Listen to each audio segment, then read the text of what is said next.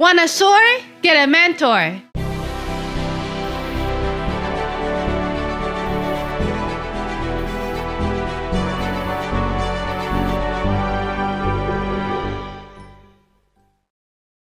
Hey, it's Nina Carmichael, and we made these videos because you're probably the most ambitious person in your circle. But you know you're capable of more, and you get that push by surrounding yourself with the best. So today, let's learn from one of the best, my husband Evan Carmichael. This is designed to keep you poor forever. Enjoy!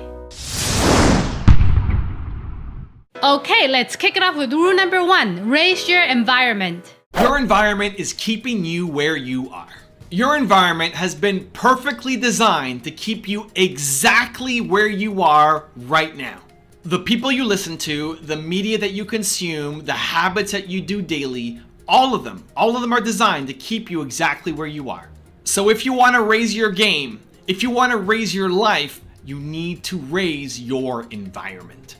I've changed a lot over the course of having this YouTube channel. The people who've known me the best and the longest, especially in the past 2 to 3 years, have said, Evan, you've changed a lot. For the better, you've evolved, you're more confident, you have more poise, you're a better speaker, you're pushing the boundaries more, you've changed.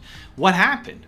How do I get that for myself, right? People want it. Whenever you are off growing and learning and evolving, other people, they want it. They want a taste of it. They want to do it too, because we are not designed to just photocopy our lives over and over and over again.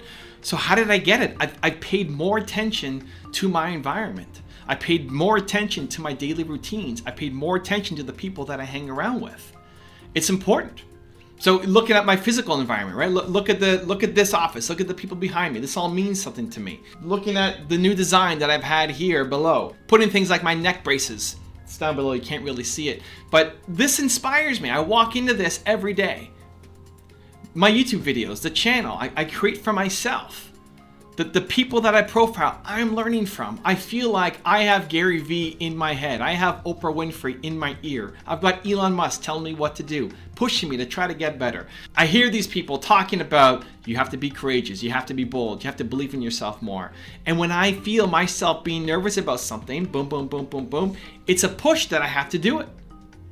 And so I've designed my life, I've designed my environment to help push me to get to the next step. And it's scary, and it should be. Where am I going next? I don't know. I'm still a work in progress. But the more that you are around people who push you, who make you better, who make you want to do more, who pull you up to their level, guess what? The more you're going to get there. The alternative is you're stuck where you are. You stick with your friends, you stick with the media you consume, you stick with the habits that you have. And listen, if you love your life, awesome. If you're good, then you're good. Then don't change anything. But if you're not happy with where you're at, if you know you're capable of more, especially for the entrepreneurs, you know you're capable of more. You know you have a gift. You know you're a genius. You know what's in here needs to get out there, can have a huge impact and help a lot of people. If you feel like that's you, then you need to make a drastic change to your environment. You need to change it, because everything you're doing right now is keeping you on the path that you're on. Maybe there's been some growth. If you look at who you were 5 years ago compared to now, you've grown. If you're watching this channel, you've grown, right? You've made some changes, but is it drastic enough? Like, are you proud of where you're at? Look at where you've come from in the past year, 2 years, 5 years. Are you proud of where you're at? And are you comfortable with that same level of growth for the next 5 years? If not, if you think, I want more, I want to help faster, I want to have a bigger impact faster, quicker, then the fastest way to do it is to change your environment. So if that's you, I'm going to give you a 3-step process that I think will help. Step number 1 is cut out negativity. Just cut out the people who don't serve you. Sometimes those are friends that you've had from kindergarten or high school or university. You're in the friendship out of convenience now. There's a lot of people who you might need to let go of. You might need to just let them go. They don't serve you anymore. You've walked your parallel path together, and now they've gone out. Well, they probably just stayed here. Well, you've gone out here. They don't serve you anymore. And it doesn't mean you have to be a mean person or cold or rude. You're just not on the same path anymore. And a lot of people fight that, because you're worried about finding new friends or being around new people. And so you stick with these people who don't serve you anymore. And that's a mistake, because they're keeping you where you're at. Because their negativity, their complaining, their unwillingness to change, their pessimism, their laziness, their not chasing down goals, that becomes toxic. Even if you're trying to be a beacon, even if you're trying to be the person who pulls everybody up, if all you're doing is trying to pull other people up and there's nothing pulling you up, you're going to be limited for life. When I went to the Tony Robbins event, the second one where he invited me to come as his guest, at the end of the first day or second day, you're asked to go do a fire walk. And the whole idea is to do something scary. Well, I went home to my Airbnb at the time and I did the scary thing. I skipped the fire walk at Tony's event to go home and do the real fire walk, which was letting go of some people that I had been around for, in some cases, a decade plus, that this doesn't serve me anymore. I'm doing this just out of convenience instead of something that's actually helping me grow. And so I need to shed this skin so that I can be reborn. Like there's this new skin under you that's trying to grow, right? You're trying to become a butterfly, but you're forced to stay a caterpillar. You don't want that. So you gotta let go of the negativity. Sometimes that might be family. And with family, maybe you should cut out some of your family members from your life. Maybe that sounds drastic, but maybe you should. A less drastic version of that is just don't talk about some things. Limit access. If you know that career talk is always going to cause problems with your family, then don't talk about your career. Say, I'm not talking about that. And stand up for yourself. At what point is this your life? This is your life. Your parents, the people around you, they love you. They want you to have success. They're from a different era. They're a different generation. They don't know what's even possible right now. What they did, if you're 21, their life at 21 was totally different. Your parents' life when they were your age was totally different. They don't understand what's available right now. And so even though their message is out of love, likely, like your parents probably love you, they just don't understand what's possible. And you can't blame them. This is your fault now. You need to accept responsibility for where you're at and limit conversations, limit exposure, cut out the negativity from your life. It's really hard for a seed to grow when it's in a toxic waste dump. And that becomes a choice. You know, a seed, where it gets planted, doesn't really get the choice of where it gets planted. But you get to choose. You get to change your environment. So choose powerfully and cut out the negativity from your life. Step number 2 is then seek out optimism, seek out positivity, seek out things that make you grow, that make you want to learn, that make you want to push yourself, right? I have my channel that's really helped me, that every day I wake up and I'm surrounded by positivity and optimism and belief and things that drive me forward. That even if I've had a rough sleep or a bad day or whatever it might be, I see Steve Jobs right next to me, staring me down. I have my parents behind me, looking at me, encouraging me, putting belief back in me. I've got videos to go to that will build me up. I've got my Believe playlist of music that I listen to that will change my state and bring me back to a place of optimism and positivity. What is it for you? Is it people? Do you need to be around people physically? Can you go to meetup groups? Can you go to the library or coffee shop? Can you go join some entrepreneur circles? Can you become a part of a co-working place? Can you be around people that are positive, that are energizing for you? Or can it be your physical environment, right? Or can it be your habits and your routines? Or can it be the media you consume? What are you consuming? What are you watching on TV or on Netflix? Is it entertainment? Are you just shutting off your life to try to forget about your problems and just be entertained? Or are you trying to educate yourself to build a better life? This is one of the fundamental problems in the world right now. People, they have problems. You have problems. Most people choose entertainment as a way to forget about their problems instead of education as a way to make their problems better. Do you want to shut off the world and laugh at somebody else's expense and watch Big Brother and see, man, that person's life sucks? Or do you want to go build a better life for yourself? Most people don't want to do the work to actually build a better life. I hope that you do, because that's how you actually end up being happy. Do you want to numb it with drugs, or do you actually want to build a better life for yourself? And then step number 3 is schedule for success.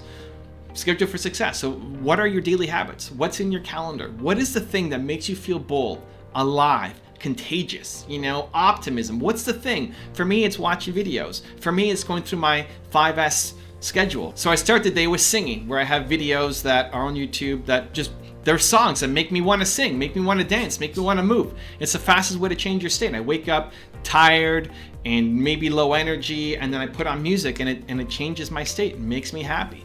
Do that for yourself. Don't put on music that matches your current mood. Put on music that matches the mood that you want to feel like. And it's the fastest way to just, in a snap, be able to change yourself. We all have music that makes you bounce and come alive. Start your day with that, right? That's part of mine. So singing, then sun. I like getting sun, going outside, being in nature, just having sun on my face, not just being stuck inside all day. Especially in the morning, makes a big difference. My third S is soar. So I want to do something that makes me feel bold and come alive. And for me, I don't have my phone here, but for me, I share a message. I want to share a message. I want to feel like the work that I do has meaning and importance. So I think about somebody that I helped yesterday, and then I share a message on Instagram and Snapchat and put it up.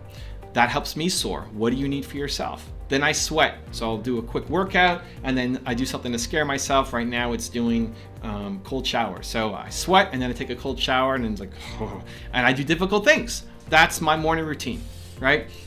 I call it the 5.5 S rule because some days I'll start with a snuggle with my wife in bed. So we're seeing if that's going to become like a 6S protocol, but at least it's 5.5 right now.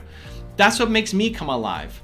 You might need something totally different. I'm okay with that. That's amazing. Maybe you need to meditate. Maybe you need to pray. Maybe you need to pet your cat. What is the thing that you need to do to make you feel bold and alive?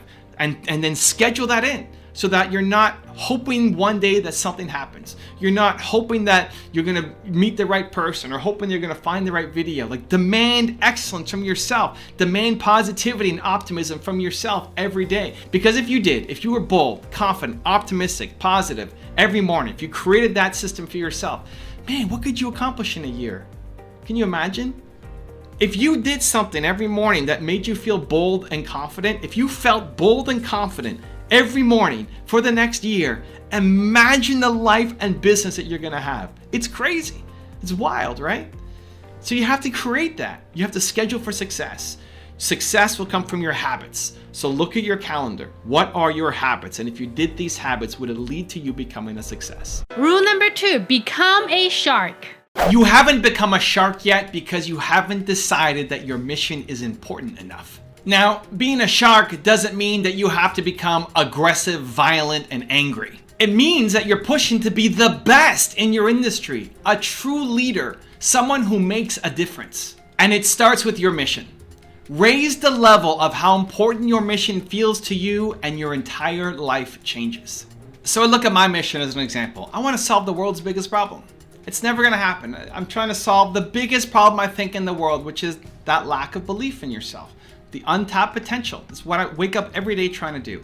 And the more that I put myself in a position of this thing matters, like what I do really, really, really matters. The more I can put myself in that mind frame, the bigger my thinking becomes, the bolder I get as a human and as an entrepreneur. And I look at the path that I've taken over the past X number of years. I look at being able to collaborate with someone like Eric Thomas when he gave a shout out in his video.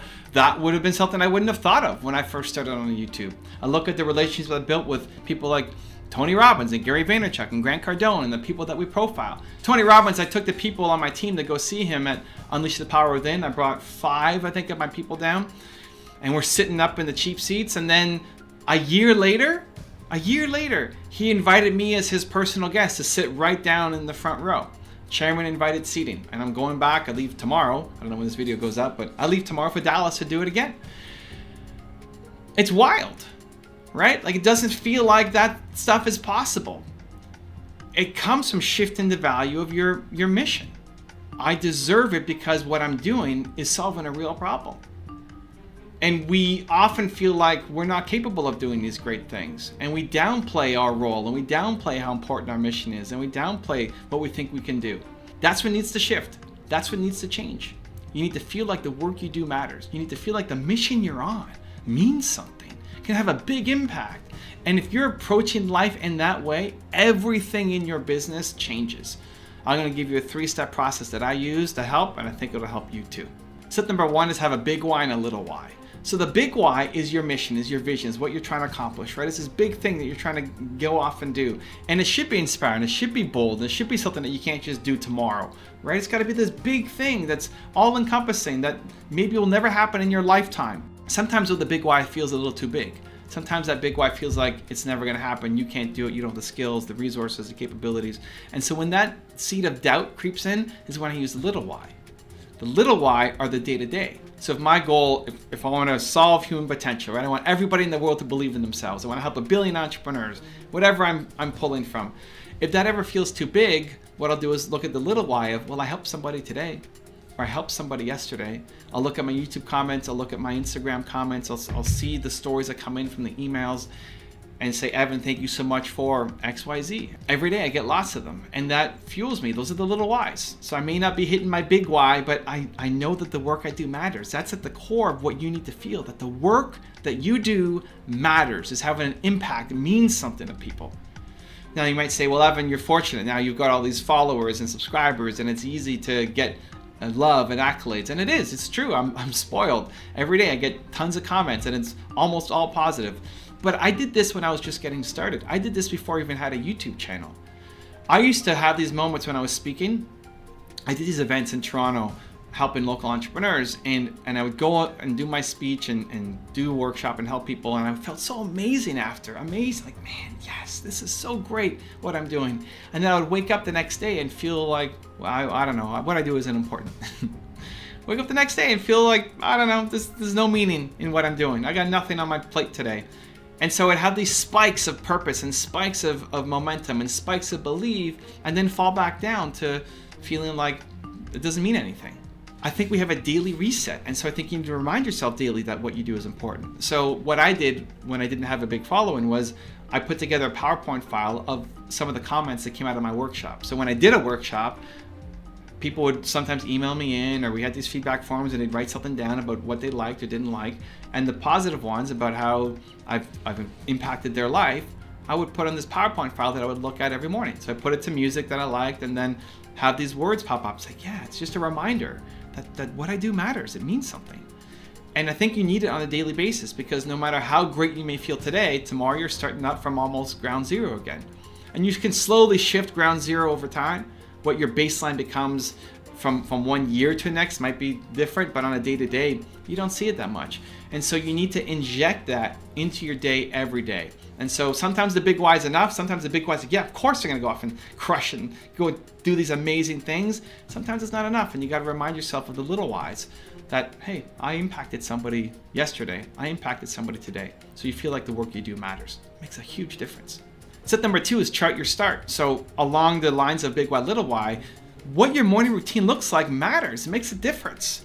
Most people wake up like an accident. Most people wake up and fall into somebody else's version of what their life should be. You pick up your phone and you start dealing with emergencies and emails and crisis and DMs, and you don't control your day. Successful people don't do that.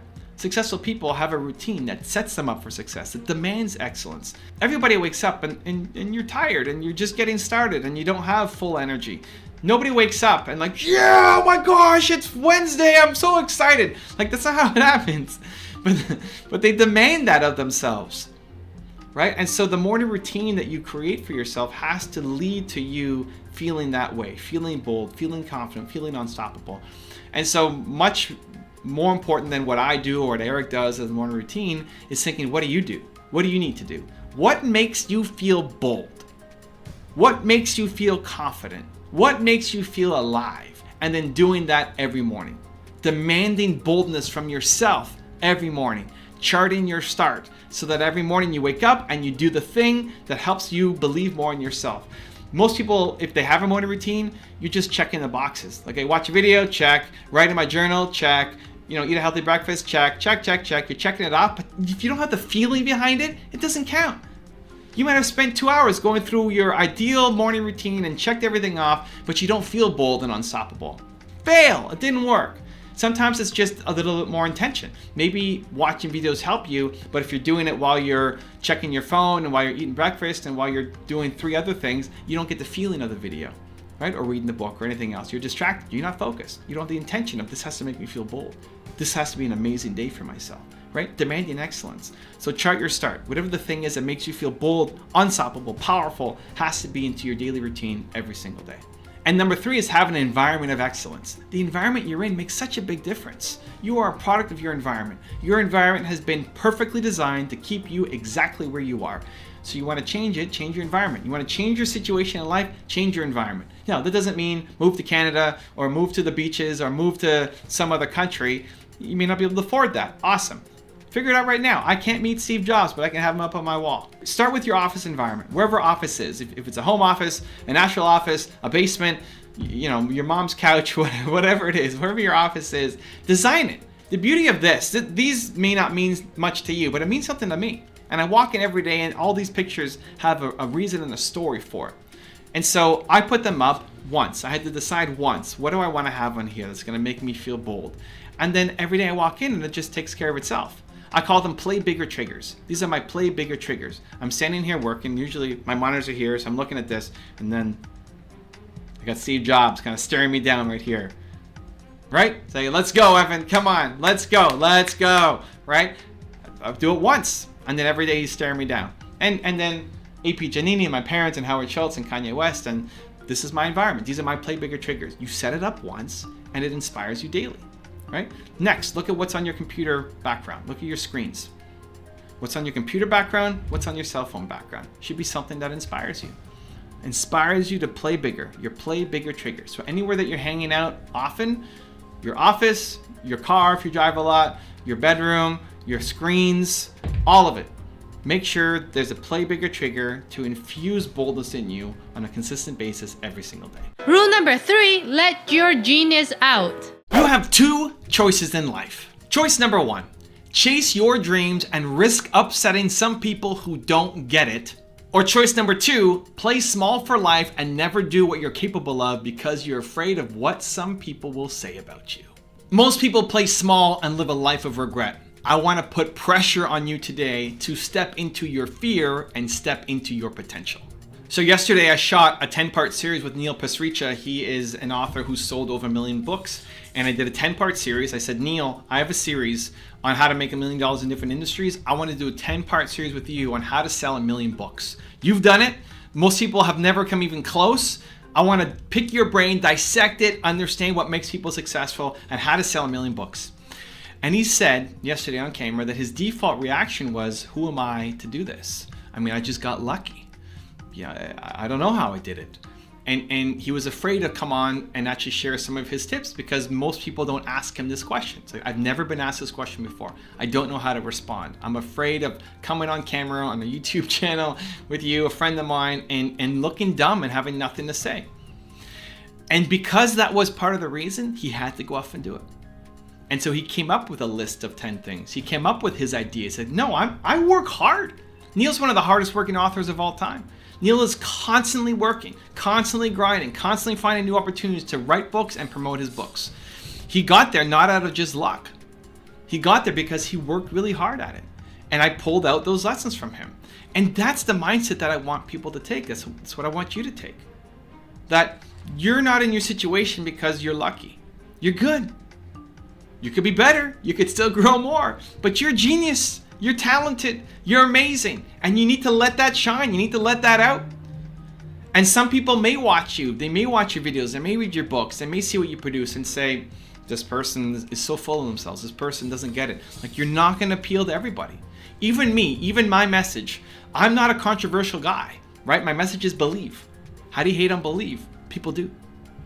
Right? I'm not coming out with my channel and saying this person sucks and talking politics and all these things that you know are going to trigger people.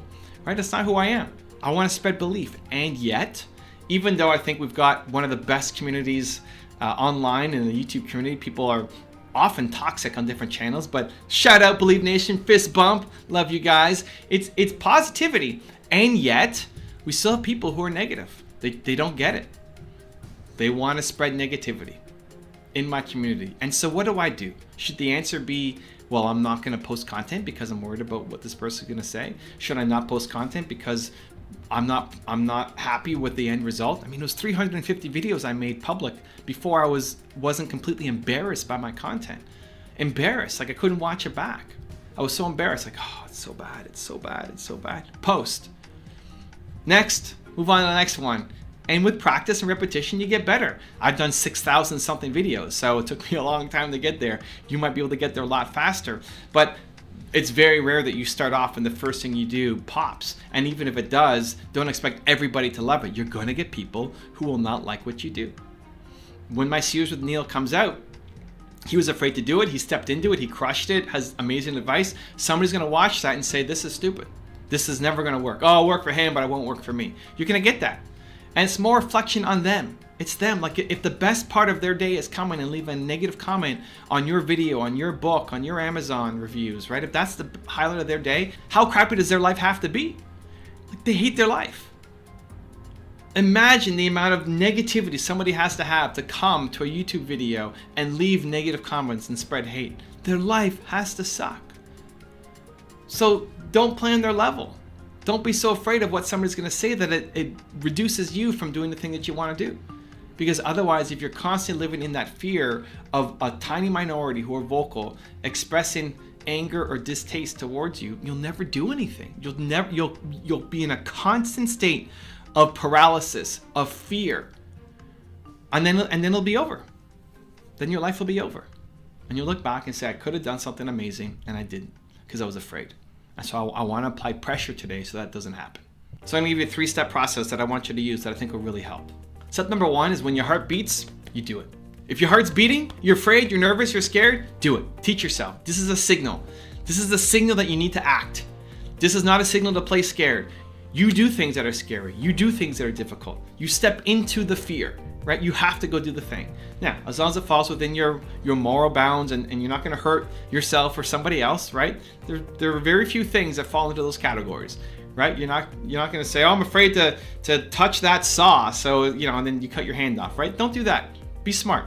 But most of the things that you're afraid of are other people's judgment. You're afraid of failing and somebody seeing it. You're afraid of the comments are going to come back. And so you have to attack it.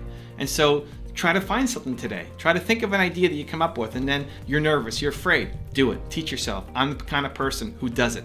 When I feel nervous and afraid, I step into it, right? Every time that you do it, every time that you catch it and you do it, you start building more self-respect, more self-pride, more self-love, more self-confidence. And every time you're afraid and you play small, it goes the opposite way. It's not just staying stable, it goes the opposite way. You're building more self-hate. You're respecting yourself less every single time. So when you catch it, train yourself. I do scary things. Attack it. Step number 2 is adopt the Quincy Jones rule. Quincy Jones had one of the greatest clips of all time, at least for me. Not one drop of my self-worth depends on your acceptance of me. Powerful, right? Not one drop, not one drop, not one drop, not 1 ounce, not one little bit of your opinion of me impacts my self-confidence. That's where you want to get to. It's more, what do you think about yourself? Are you proud of yourself? Are you proud of your effort? Especially some stranger who doesn't know you, what they think about you, that's going to let you stop you from doing the thing that you want to do? Not 1 ounce, not 1 drop, not 1 centimeter of my self-worth, my self-identity comes from your opinion of me, right? And that may be a lie at the beginning for a lot of you, but tell yourself that because it's motivational, it's inspiring. When your heart's beating like this and you're trying to find the drive to go off and do it, it's scary, right? I mean, that's the whole point. We're not just doing, you don't want to do not scary things all your life. If you're never scared, that means you're always inside your bubble. You're photocopying your same day over and over. You don't want that. You want to do scary things. And if the reason why you're afraid to do it is because of somebody else's opinion, and you know you need to do it, heartbeat test, remind yourself of the Quincy Jones rule. Right? Why are you doing it? Because you want to be the person where not 1 ounce, not 1 drop of your self-worth comes from somebody else's opinion of you. And step number 3 is to remind yourself that you're the tree. Entrepreneurs and leaders, we're trees. We're trees. Think about, what does a tree do? A tree breathes in carbon dioxide, right? Breathes in carbon dioxide, which is poison in quantities for humans, right? You taking too much carbon dioxide, you're gonna die. It's poisonous. A tree takes it in, breathes it in, eats it, grows from it, and then spits out oxygen, positivity for the world. That's what a tree does. That's what you do. As an entrepreneur, as a leader, that's what you do. Your job is to take on the poison, to eat it, to grow from it, and then spit out positivity for all the people who are like you. For everybody who looks like you, who sounds like you, who wants to do the thing that you're doing. Even if you don't make it, just the fact that you're willing to try is an inspiration for everybody watching you. Where if you are cowardly, if you feel the fear and you don't do it, what you're saying is it's okay to be ashamed. It's right to be ashamed. You're giving into that shame, that fear. where you should be lifting people up, showing people as an example. I'm an introvert. I didn't want to tell my story. How does an introvert go and become YouTube famous? You know, this is it. Follow my journey. You can follow me along the path where I didn't want to tell my story. I didn't want to talk about myself. I thought I was too egotistical, and I thought nobody would care. Right? All of these things. And then by doing it, what you're doing is you're providing a shield for other people who are like you. You're providing a shield. So for me, I'm making a shield for other introverts to say, hey, you can go and be on camera too. It may take you some time, but it's possible. And so reminding yourself, you're a tree. Humans are built to serve. You want to serve people. You want to help others. Your highest purpose will come from helping other people. And this is how you do it. How do you help people? Well, you help people through difficulties. You can only help people through a difficulty that you've been through. So this thing that you're so afraid of is your next difficulty that you're going to go through.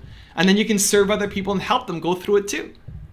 And the fact that you're willing to try becomes that inspiration and motivation for them. And if you make it on the other side, the further you go through this, the more you're fighting and cutting the weeds and dealing with all the issues that you have, the more you're tackling the fears, the more you'll be able to help other people, the bigger a tree that you'll be. If you tackle small little issues that you're kind of afraid of, then you'll become this little plant. And you can help people who just have those little tiny fears. You take on bigger things that you're really afraid of, that cut to the core of who you are, you'll be this huge tree. You're going to serve the world. Entrepreneurs and leaders, we're trees. You're a tree. Breathe in the poison, grow from it, spit out oxygen for the world. Also, if you want to have more self-confidence and self-belief, the science says it can take up to 254 days of consecutive action for the habit to stick. That's what I want for you. So I've designed a custom, free program where I'm going to send you an unlisted video for the next 254 days to shift your confidence and belief forward. The link to join is in the description below. And you have an overview of what your book is all about, and you write into them. There's usually a general email address so you can connect with them. You can use rejection as fuel to help you go off and do something bigger and motivation to, I'm going to prove them wrong. Surround yourself with greatness. If you want to be more confident, you need to surround yourself with things that make you feel confident. Rule number 4, have a mission. This is why I hate 5 to 10 year goals. You are not going to be the same person 5 years from today as you are right now, let alone 10 years from today. You won't be the same person. Think of the person who you were 5 years ago. Go back 5 years from today, 5 years, subtract 5 years from today's date, go back to that person. Could that person accurately predict what a happy, successful, joyous, impactful life is for who you are right now? Could that person 5 years ago accurately predict what you today are capable of? Heck no! Heck no! Not if you've been growing, not if you've been learning, not if you've been experiencing life. You're capable of so much more today than you ever thought was possible 5 years ago. And so what makes you think that the person who you are right now can accurately predict what you're going to love doing, what you're going to be great at, your goals, your plans for the next 5 to 10 years? It's not possible. You're thinking small. Here's the thing. I think you could have a 5-year plan or a 10-year plan and hit it. It's just small compared to what you are actually capable of doing. Because you put the blinders on, you stay down this one course, but the best course for you is actually going to swing out here. But you are so stubborn and so focused. Focus can be a great thing, but it can also lead you to play small for life. Instead of having 5 or 10 year goals, I want you to replace them with a mission. I think of Ted Turner's father, and Ted Turner is the guy who started CNN. He owned the Atlanta Braves, super successful philanthropist and billionaire entrepreneur. And when his father achieved his goal, his father wanted to be a millionaire, I think it was. And when he achieved his goal, he killed himself. He killed himself. Ted was a young man, was 20, 21, 22, something like that at the time. And he had to take over his father's business, which was in advertising. So he took over his father's business, and as he started becoming an entrepreneur, he made himself a promise. He said, I want to have a goal so big that I'm never going to accomplish it. Because I saw what happened when my father accomplished his goal. He hated his life and he killed himself. I want to have a mission, a vision so big that it will never happen in my lifetime. It's not going to happen. And then he wakes up every day and he tries to make it happen. I love that. That's what I do in my business. I love that. It's not about hitting that goal in 5 years. It's not about getting 10 million subscribers on my main account or a million subscribers on this account or any of these things. It's nice. They're great accolades. It's great to know that you're making progress, that the work you're doing is having an impact. But it's not about chasing down those results. It's not about chasing down those recognitions and awards and accolades. That's not what it's about. It's about doing the work. It's about getting up every day and trying to solve a big problem. I want to solve the world's biggest problem, untapped human potential. I think most people either, one, don't know what they should be doing in life. Most people have no idea what they should be doing. Most people have no idea what they have Michael Jordan level talent at. I think everybody has Michael Jordan level talent at something, has Eric Thomas level talent at something. You should be the Eric Thomas of something. We don't need you to be Eric Thomas. We have one already. He's great. He's amazing. I love him. We need you to take that talent that you have and apply it somewhere else. But most people never find it. Most people never find it, and then they settle. They settle for a crappy life. They settle for a life knowing that they could have done more. 95% of America wakes up and drives to a job that they hate. That's most people. That's where most people live. Some people have found it, but they don't believe in themselves enough to chase it down. You know you have skills at something. You know you're talented at something. You know in the core of you that you want to go off and do this thing. You want to go and be a musician, but your parents want you to be an engineer. And too many people go off and become the engineer and then hate their life.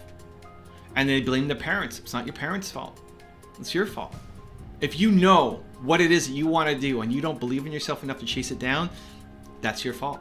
That's on you. You have to do it. You have to do it. Because otherwise you're 95 years old, you're in your rocking chair at your old age home, and it's too late and you regret it. You've lived your entire life in regret, knowing that you are capable of more, but you didn't chase it down. That's the mission that I'm on. I want to take as many of those people and flip them. Take as many of those people and move them into the path that is right for them. I want them to find the thing that they love doing and then believe in their Michael Jordan level talent, Eric Thomas level talent to make it happen. That's my mission, but I'm not gonna hit everybody. I'm not, it's just not gonna happen. That's awesome. That's liberating. That's free. Now I get to go chase it down every day. So when people ask me, where am I gonna be in 5 years, 10 years? I don't know. Here's the thing, I could be chasing down YouTube for the rest of my life, but at some point YouTube is gonna become MySpace. You know, at some point YouTube is gonna be irrelevant. In my lifetime, YouTube will become irrelevant. If I make my goals only YouTube specific, I'm losing. I could hit my goals. I could hit it, but it's nothing compared to what I should be doing. So where am I gonna be in 5 to 10 years? I have no idea, but it's gonna be doing something awesome. It's gonna be something that is gonna be moving my mission forward, moving my vision forward. And that's what I wake up every day to try to do. And that's what I want for you as well. And I'm gonna give you a 3-step process to help you. Step number 1 is figure out your mission. What is your mission? What do you want? What problem in the world do you want to solve? Humans are built to serve, right? You want to help. Your happiness will come from helping people in some way. And if you're watching this video, chances are you're an entrepreneur or you want to be an entrepreneur and you want to help more than the 10 people around you. You want to have an impact. So what's your mission? If you could snap your fingers and think this problem, this giant problem is solved, what problem would you pick? There's a million amazing, worthwhile problems to go off and solve, but not a million for you. There's one for you. What is that? What's your mission? Number 2, how will you advance your mission today and gain momentum? This is where a lot of people fall down. They have a big mission. You know what you want to accomplish. You know the world you want to create, but it's so far in the future. It's never going to happen. It feels futile to even chase it down. Don't think that way, because helping one person is still helping one person. Every one person that I help unlock, that's another person who then can go spread the message. Every one person who discovers their Michael Jordan level talent and believes in themselves more to chase it down is another person whose mind's been unlocked and they're able to go off and do it and help others. You have to help people one at a time, right? It doesn't mean you can't have this bigger impact too, but don't let your big mission, your big vision, your big idea prevent you from taking action, from getting started, because momentum is a thing that's missing in most people's lives. Momentum is the reason why most entrepreneurs don't succeed. So start building momentum. This week, what's one small step that you can take this week to help your mission advance just a little tiny bit forward? And number 3, where will you schedule for success so that you stay consistent? Show me your calendar, I'll show you your life. Right? You have these goals, you want to accomplish this mission, awesome. Where is it in your calendar that you're going to be spending time on this thing? If it's not in your calendar, it's not going to happen. If you wait until you have free time, it's not going to happen. You're just never going to do it. Because some other life priority is always going to come up in the way. You have to fight for this time. You have to put gates and blockades and barriers around this time so that you make it happen. You have to. Otherwise, it will never happen. You have to schedule for success. Your success comes down to your habits. And your habits are what you put into your calendar to say, these things must get done. Now, you're not going to spend 24 hours a day working on your mission. I get it. Awesome. Maybe you already have a full-time job and you can't take away from that. Awesome. But show me in your calendar. Mark it down. This block, right? Maybe it's only one time a week. Great. This block of time is uninterrupted, is my priority, is my focus. I'm not going to get distracted. I'm going to make sure that this block of time happens every week, every day. Whatever it is for you. Put it into your calendar, schedule for success. When is that block of time going to happen for you? Rule number 5, never quit on something you love. As long as you love it, you have to keep going. You cannot quit. Maybe one day somebody does throw you a bunch of money and you can stop sleeping in your office. Or maybe it's just a slow grind up and it takes you 10 years to become an overnight success. You'll never know how long it will take you to be successful. But what you do know is that if you quit on something that you love, you will end up regretting it for the rest of your life. As long as you love it, you have to keep going. You can't quit. So look at my story. It wasn't easy being an entrepreneur growing up. That's why I do so much to help entrepreneurs, because I don't want you guys to struggle as much as I did. In my first real business when I was 19, I had to decide between earning $100,000 a year and traveling around the world in my dream job versus owning 30% of a company, making $300 a month, and being unsure if anything was going to work out or not. And I decided that I had to keep going. I had to try, because I didn't want to end up being 85 years old, looking back and saying, I never did it. I never went for it. I would rather know and fail than not know. Because the things that you regret are rarely the things that you do. It's the things that you didn't do. The things that you had a chance to do. You had an opportunity. You thought about it. You felt it. But then you backed down because you were afraid. Those are the things that you regret. That's what you regret most. And I didn't want that to happen. But starting off my business wasn't easy. I struggled. I sucked. I made it harder on myself because I told my friends that I was living the entrepreneur life and I couldn't hang out with them. Meanwhile, that $20 was just too expensive for me to go out and have beer with them. Right? I isolated myself. I made myself lonely. I felt worthless as a human being. And the worst day of my life came when I told my business partner that I quit on him, that it was just too difficult, that I couldn't keep going, that I needed to feel like I was contributing, that my time meant something, that all this work I was putting into something, I just need to feel valuable again, that I was contributing to something. Because when you wake up every day and you're working and it's just not getting results, it can be real hard to keep going. And so I told him that I quit. I hung up the phone and then just started crying. And the next day I woke up and I just thought, I can't quit on this. Not yet. I haven't given everything I've got. Because I felt like in a year, in 2 years, in 5 years, in 20 years, I would look back and regret that I gave up. If I knew that I gave everything I had and it didn't work out, I was okay with the failure. It was just that idea of that thing lingering, that I could have given a little bit more, that I still liked this thing and I needed to see it through, and I didn't, that I quit on it. I knew that would eat me up forever. And so I had to get up that next day and tell myself, I'm not going to quit yet. I just have to find a different way to stand. What I've tried so far has not worked. It has not worked. I'm making zero money. Well, $300 a month. But it's not working out. And I hate myself. I hate my life. I hate how I feel about myself. I have to find a different way to stand. And that energy allowed me to keep going. That energy allowed me to then ask myself, who else has done this before? And I looked at Bill Gates and how he started Microsoft, and that started the path up for my business. And then 2 years later, I sold my company. And it happened pretty quick. All because I refused to quit on the thing that I knew I needed to see through. So how do you do it? I'm going to give you a 3-step process for you to follow that I think will help. Number 1 is you quit when you don't love it anymore. And I think people often even stay in things for too long. I think people have fallen out of love with things and they stay with it because they don't want to be seen as a failure. I think a lot of entrepreneurs stay in their businesses for too long. I think a lot of people stay in their relationships for too long because you don't want to be seen as a failure for quitting on things. If you don't have the love anymore for the thing that you're in, you need to move on, because you will never create great things doing work that you don't love. You're going up against people who love doing the thing, who love it. You're never going to win. You're never going to have success. Meanwhile, you deserve to be doing work that you love, because you could be the Michael Jordan at something else. And so stop thinking your way through it. Stop saying you need to wrap your head around it. You don't. You need to wrap your heart around it. Ask yourself, are you excited to go do this thing? Do I still love doing this work? And if the answer is yes, then you have to find a way to keep going. You have to go one more day, one more day, one more day. And if it's no, then you have to get out immediately, ASAP. Stop spending your time doing work that you don't love. Step number 2 is flip patience and impatience. You gotta flip patience and impatience. Most people are very patient with themselves and impatient with the results. You want results today? Where are my results? Let's go. Where are my results? I want it to happen. Why isn't it happening fast enough, right? The entrepreneur mindset. But you're patient with yourself. I'll do it tomorrow. I'll get started on that thing on Monday. Start of the next month. You know what? Next year, January 1st, that's when I'm gonna hit it hard. You need to flip that. That mindset will destroy you.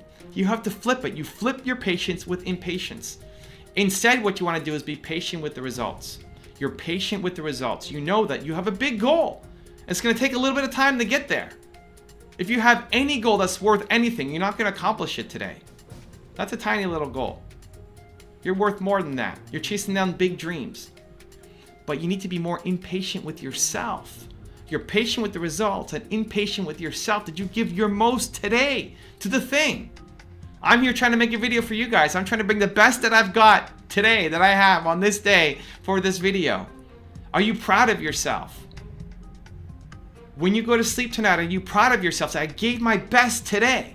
Because if you are impatient with yourself and your effort every single day, that's a fast track to actually getting the results you're after. Flip your patience and impatience. And number 3 is think big, act small. You gotta think big and act small. You have a big dream, big mission, big vision, something that you're trying to accomplish, and it's gonna change the world, and it's amazing, and you're so excited. And being visionaries is what makes us entrepreneurs so amazing, right? I love your big dream. But sometimes that big dream is too big. And then you feel like you can't do it unless you have venture capital and you have a team and you've quit your job and all these things have lined up. That stuff is never gonna line up. That's the problem. And then it's 5 years later and you still haven't done anything on it. Meanwhile, dummies are winning off of your idea just because they started. And so you need to act small. You think big and you act small.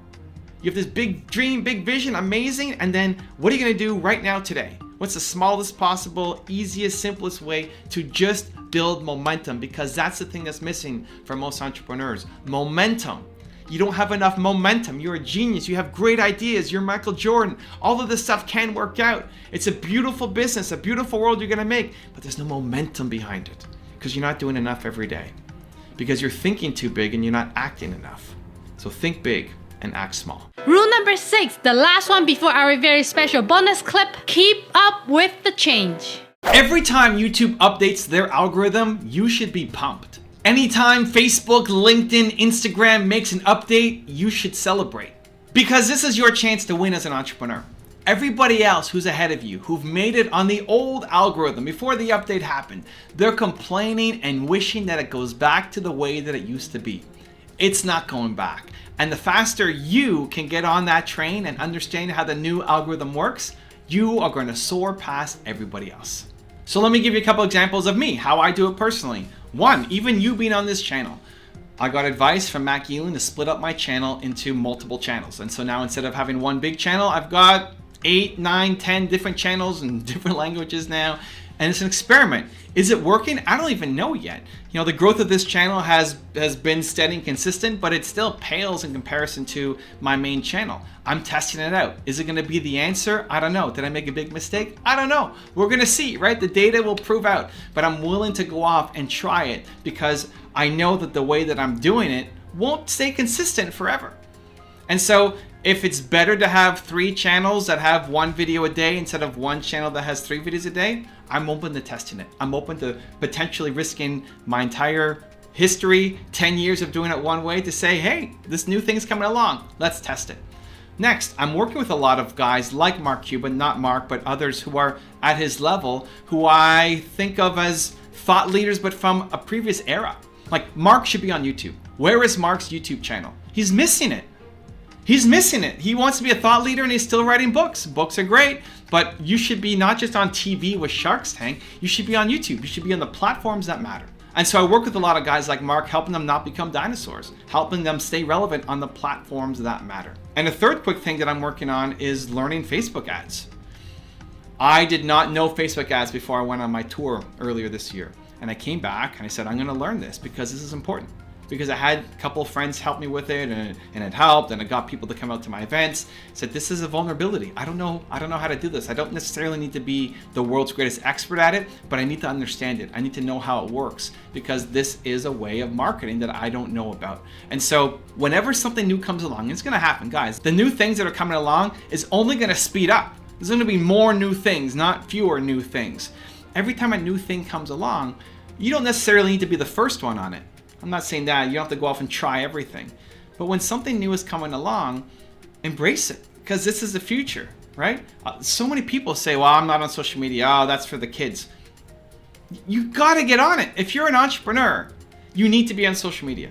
And not just giving it off to your kid or your niece or your nephew to do. You need to understand it. Doesn't mean you need to be the best at it, but you need to understand it. Because this is not just where marketing is going, it's where marketing is. Your business is suffering because you don't understand how to play the game. So Rome wasn't built in a day, but it didn't crumble in a day either. If you're not on social, if you're not taking advantage of new technologies, your business is slowly starting to crumble. And I don't want that for you. So I'm going to give you a 3-step process that I use that I think can help you as well. Step number 1 is say it's the best. It's the best. Just teach yourself. Whenever there's some adversity in your life, something negative happening, this is the best. This is your chance to grow, to learn, to become better, to win more business, to make a bigger impact. It's the best. So when an algorithm update comes along or a new technology comes out and you're feeling frustrated because you spent all this time building up this old thing that is now becoming irrelevant, the best. Tell yourself.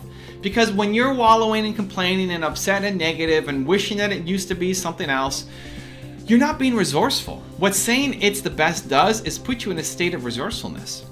It says, I'm gonna crush this new thing. This new thing is out, it's popping, I'm gonna destroy it, I'm gonna own it, I'm gonna learn everything about it. This is the best. It puts you in a resourceful state. It's super important because when you're trying to solve a problem and you're not in a resourceful state, you're not gonna solve the problem.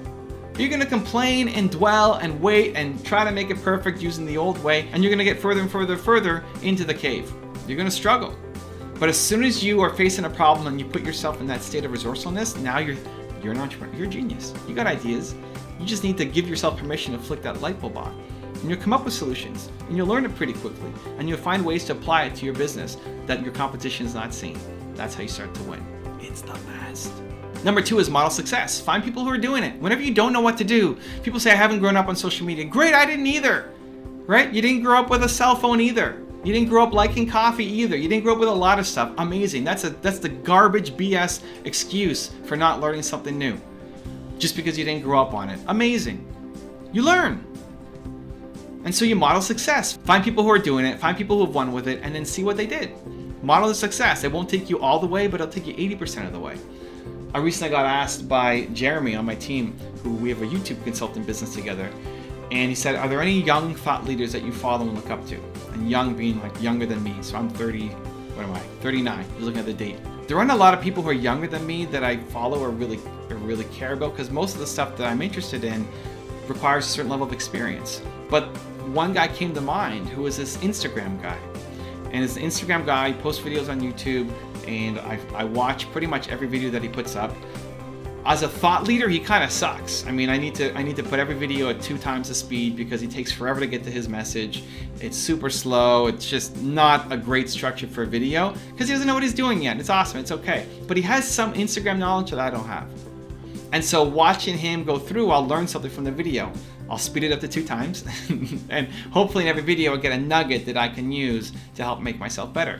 So being willing to learn from people who don't look like you, being willing to learn from people who are experts at the thing that you want to learn, right? It'll shortcut your path. Again, it doesn't take you all the way to success, but at least 80% of the way. So whenever you don't know what to do, model success. And number 3 is what I call the 2% difference. So the 2% difference is when you first come up with an idea, just take 2% action on it. Don't worry about planning. We spend so much time planning and making the perfect plan and planning how you're gonna get to 100% of your goal. That plan's not gonna work. Nobody's first plan works exactly as they think it will be. The thing that's missing in your business and your creativity and your ideas is momentum. You need momentum. That's the thing that's missing. And so the 2% difference means don't plan to 100%. Instead, take action on the first 2%. Just get started. Don't worry about what the first 2% is. It doesn't make a difference. You're not going to pick the right perfect one anyway. Just start. And so I look at Facebook ads as an example. When I wanted to learn about Facebook ads, I procrastinated for months on this thing. Procrastinated for months. I wanted somebody else to do it for me. I wanted one of my friends to do it for me, and he was pretty good, but not quite what I needed. And I wanted him to be better at it. I wanted him to be better at it so that I didn't have to do it.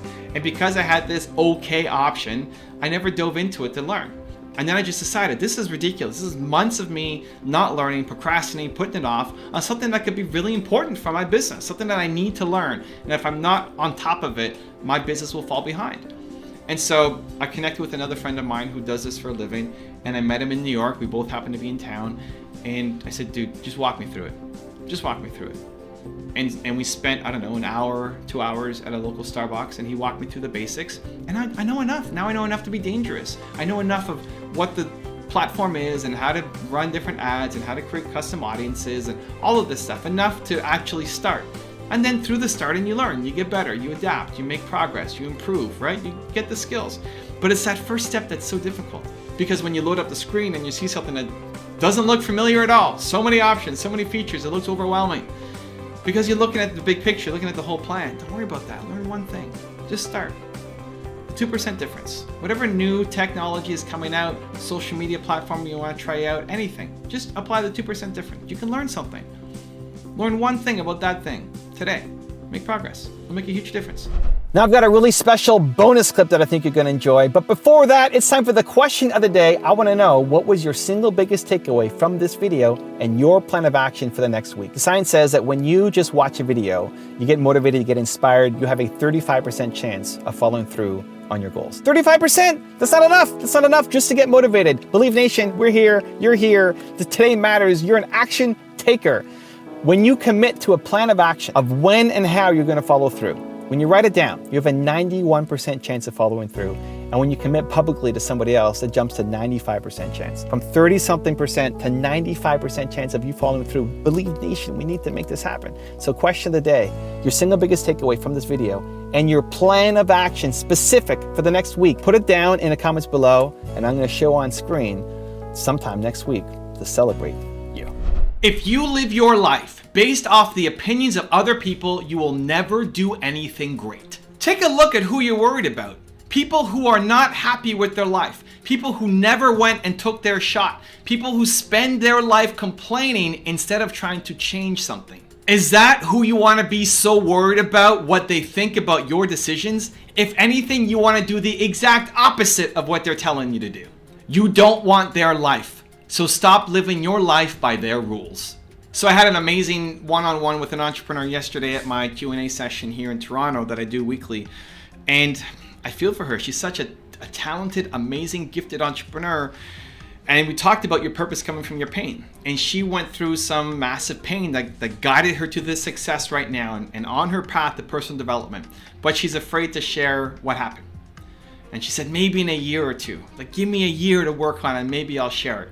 Because she's afraid of what people will think. She's afraid that if it doesn't work out, that she may not be able to get another job. She's afraid of all these things that people might say about her if they found out the truth. The problem is, that's your path. I don't care about where you're at right now. I need to know where you've come from. I need to know that you look like me. I need to know that your story is like mine.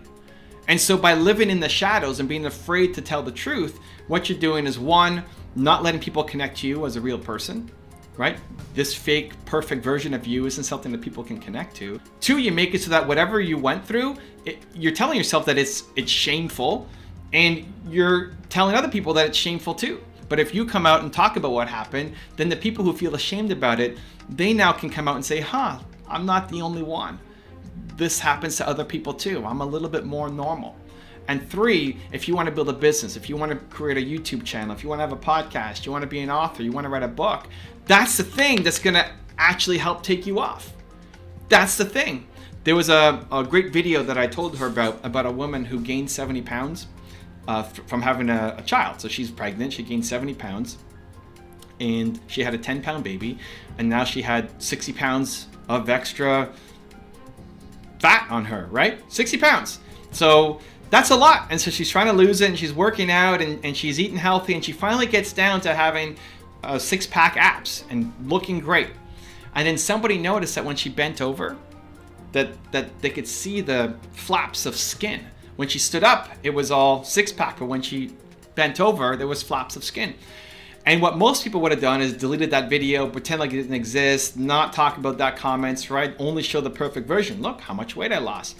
But she did something different. Instead, she said, yeah, that's my body now. That's what happens when you gain 70 pounds in pregnancy and pump out a 10-pound baby. And that became a rallying cry. That one moment of vulnerability, of saying, hey, I'm still not perfect. Like, look at this saggy skin that I still have. That's what brought people to her. Now she's not just another mom who lost weight and did this workout plan and meal plan, right? That connection was real. And now she's built $1 million plus business from selling e-courses and her recipes and everything else that she goes through. That's the thing. This is your competitive advantage. Your purpose, your pain, your story is your competitive advantage. I do not want to learn from you until I know that you've been through what I'm going through. I can't relate to that story, right? I can't tell that story. I can't tell a mom who gained 70 pounds how to lose weight. That's not my story. I can't relate to it.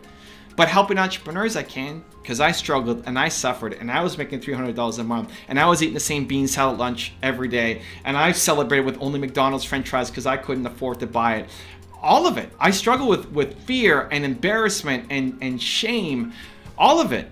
I know what it's like. I've been through that. And why I do what I do now is because I want to try to make the path a little bit easier for the next generation of entrepreneurs, for you.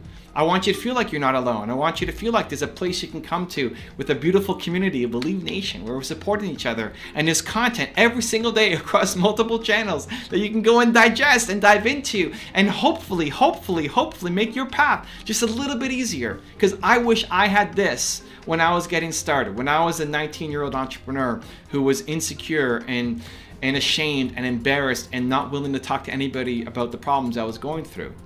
Right? That's the thing that will connect people to you. But if you're so afraid of what people's judgments are going to be, you're never going to get started. I believe humans are built to serve. You're built to serve. You want to help other people. It's hardwired into us. Studies show that the impact of serving other people has the same effect on your brain as food and sex. It's hardwired into you. You want to help other people. And at the same time, you're afraid of judgment. So how do you help other people if you're also afraid of judgment? It's having your foot on the gas and a brake at the same time. You know you're capable of more, but then you're just standing on the same spot. It's the worst. And so you have to let go of the opinions of other people. Some people may not like what you're doing. That's okay. That can't prevent you from service. That can't prevent you from fulfilling your mission. That can't prevent you from living the life you want, because you're going to be 95 years old, looking back on your life and regretting it, knowing you're capable of more, but never taking action. So how do you better deal with criticism? I'm going to give you a 3-step process. Step number 1 is have empathy. Have empathy. If you believe like I believe that humans are built to serve, right? We're built to serve. Then if somebody is being critical and negative when they are built to serve, how bad does their life have to be that is forcing them to act this way? How bad does somebody's life have to be to come to your YouTube video and leave a nasty comment, or to tell you to your face that you suck and your idea is never going to work? How bad does their life have to be? So have some empathy. Like, their life sucks. And they're lashing out at not just you, everybody around them. So have empathy. When you have empathy, it removes the sting out of the words. Right now, it doesn't touch you as much because, if anything, you feel sorry for that person. You don't have to say, hey, I feel so sorry for you. You don't need to go and make it worse or have it go on an ego trip. But just know inside, have empathy, feel sorry for them, and not let it hit you as hard when they're giving you some criticism about your idea or you. Number 2 is look for a gem. A lot of times in the criticism, there's actually something you can learn from. A lot of times when somebody criticizes their idea or leaves a nasty comment on YouTube, you might just write it off of that person's being a hater. Maybe they are, but there might be a kernel of truth. There might be some gem in there that you can use. I think a lot of people are too sensitive. I think if you can only take feedback when somebody sugarcoats it and packages it nicely and say, I love you, I love your channel, I love everything you're doing, I love all your ideas, but there's one little tiny thing that I think if you fix would really help. If that's the only way you can take feedback, you're gonna lose. You're gonna get nasty comments, and some of them are just pure haters and it's their own problem. But sometimes buried within that nasty comment is actually a kernel of truth. There's a gem in there for you. And so if you can remove the sting, right? Have empathy, remove the sting, then look at the comment and see, is there anything from this comment? Is there anything in this critique that I can actually learn to make my idea or my concept better? Look for the gem. And then number 3 is addressed to those who are dealing with their parents who might be your biggest critic. Understand that your parents are pilgrims. Your parents are pilgrims. Your parents come from a different era.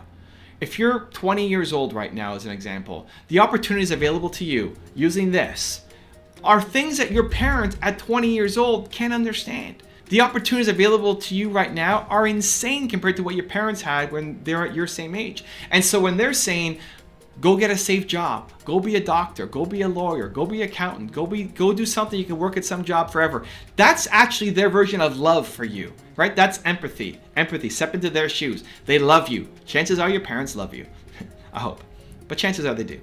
And so they're trying to give you advice that they would have given themselves X number of years ago back when they were your age. They just don't understand what's available right now. A lot of times, a lot of the people who are critiquing you, criticizing you, it may be out of love. They just don't understand the path that you see. They don't understand the world that we're living in right now. They don't understand everything that can be created.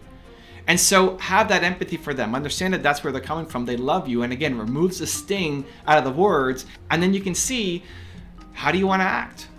How do you want to react to these people around you that would make you feel proud? Whatever that is in your head, then go and do it.